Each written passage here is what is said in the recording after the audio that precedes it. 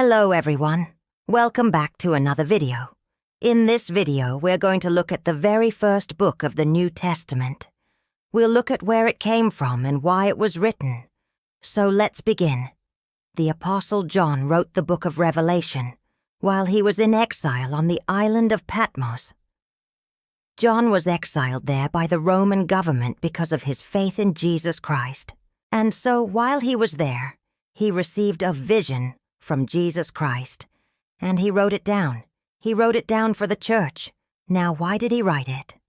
Well, in Revelation 1:1 it says, "The revelation from Jesus Christ, which God gave him to show his servants what must soon take place." So John had a purpose in writing this book. It wasn't just to tell the church what would happen in the future. No, there was a reason why God gave him this revelation, and that was to encourage and give hope to Christians who were suffering severe persecution for their faith in Jesus Christ. You see, they needed to know that God controls everything that happens here on earth. And so, John wrote this book to remind them of that, and you can see that in the very first verse. Look at Revelation 1:1 again. "The revelation from Jesus Christ, which God gave him to show his servants what must soon take place." Take a look at the word servants. In the original language, that word servants means slaves. So these are Christians who were literally slaves. They were chained up. They were probably, in some cases, in the arena. And so John writes this book to encourage them, to strengthen them, to give them hope. He wants them to know that their Master, Jesus Christ, he sees what's happening to them, and ultimately, he's in control of the situation. John also wants to remind these Christians that God is in control of history. Everything that happens, whether it's persecution or war or famine or earthquakes, God is in control of it. Nothing happens apart from his will. And then in verses 3-4, John gives us the blessings. "Blessed is the one who reads aloud the words of this prophecy, and blessed are those who hear it and take to heart what is written in it, because the time is near.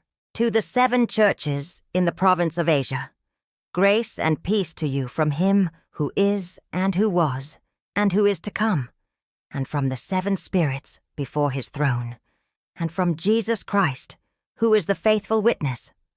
Now, notice what John says here. He says, "Blessed is the one who reads." That means whoever reads this book will be blessed. But also, John says, "And blessed are those who hear and take to heart what is written in it."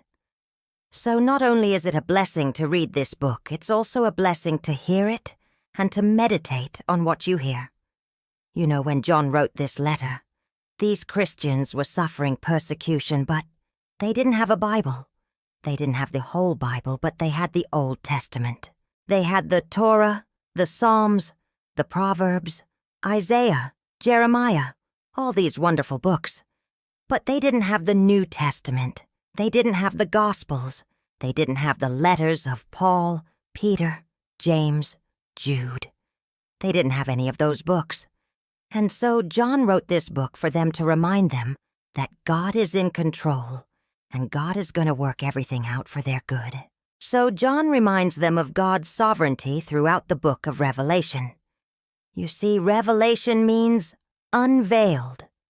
John is unveiling God's plan for history to show these Christians that God is in control. John also reminds them of God's faithfulness. Look at Revelation 1:19. "Write, therefore, what you have seen in a scroll, and send it to the 7 churches, to Ephesus, to Smyrna, to Pergamum, to Thyatira, to Sardis, to Philadelphia, and to Laodicea." So John tells them, write down what you've seen. Send it to these 7 churches. And what is that? It's the revelation, the unveiling of God's plan for history.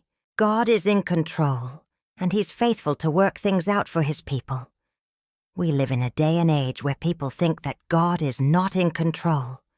People think that what happens in the world today, it's just random chance. No, we serve a God who is sovereign. and He's in control of everything that happens. Hey, I hope this video has been a blessing to you. If it has, please like, comment, and share. And make sure you subscribe for more videos like this. Hey, thanks for watching, and I'll see you in the next video. Know that Jesus loves you so much, and so do I.